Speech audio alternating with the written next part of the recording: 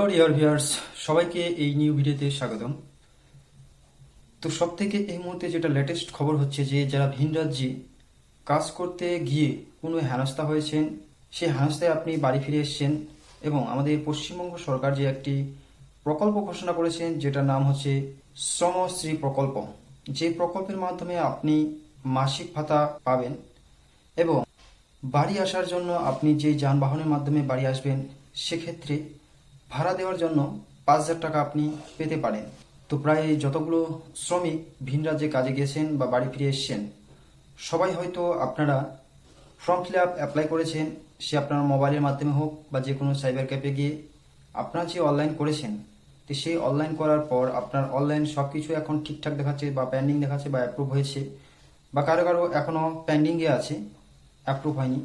তো সবাই যারা অনলাইন মানে ভিন রাজ্যে কাজে গেছেন এবং শ্রমিক সবাই যেহেতু অনলাইন করেছেন এবং ফর্ম ফিল আপ করেছেন, তো আপনাদের উদ্দেশ্যে বলছি যে এখন নতুন করে একটি ফর্ম বার হয়েছে, যে ফর্মটি নিজের অঞ্চলে গ্রাম পঞ্চায়েত অঞ্চলে সেটি কিন্তু জমা করতে হবে।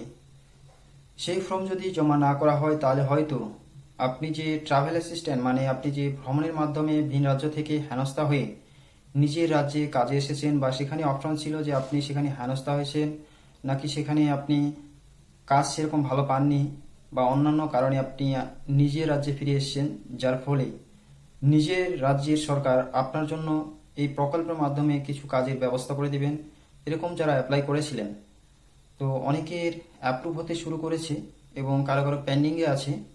এবং যাদের অ্যাপ্রুভ হয়েছে তাদের বলছি যে আপনাদের আরেকটা ফর্ম জমা করতে হবে, যেটা আপনাদের জিপিতে জমা করতে হবে।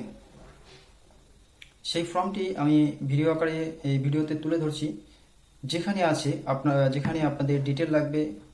সেই ডিটেল হচ্ছে যে আপনাদের সেখানে নাম, বাবার নাম, কোন কাজে যুক্ত আছেন, অ্যাকাউন্ট নাম্বার, কোন রাজ্যে কাজে গেছেন, কোন রাজ্য থেকে বাড়ি ফিরছেন এবং কোন দেশ থেকে বাড়ি ফিরছেন, সেটি কিসের মাধ্যমে, হতে পারে জাহাজের মাধ্যমে, হতে পারে রেলের মাধ্যমে বা অন্যান্য মাধ্যমে।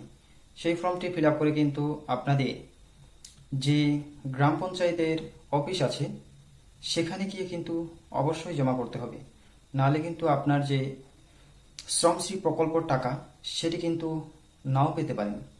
তো অবশ্যই এরকম ভিডিও পেতে আমার পেজকে এবং ইউটিউব চ্যানেলকে সাবস্ক্রাইব করে রাখতে পারেন, যাতে লেটেস্ট ভিডিওটি সব থেকে আগে আপনার কাছে পৌঁছায়। ধন্যবাদ।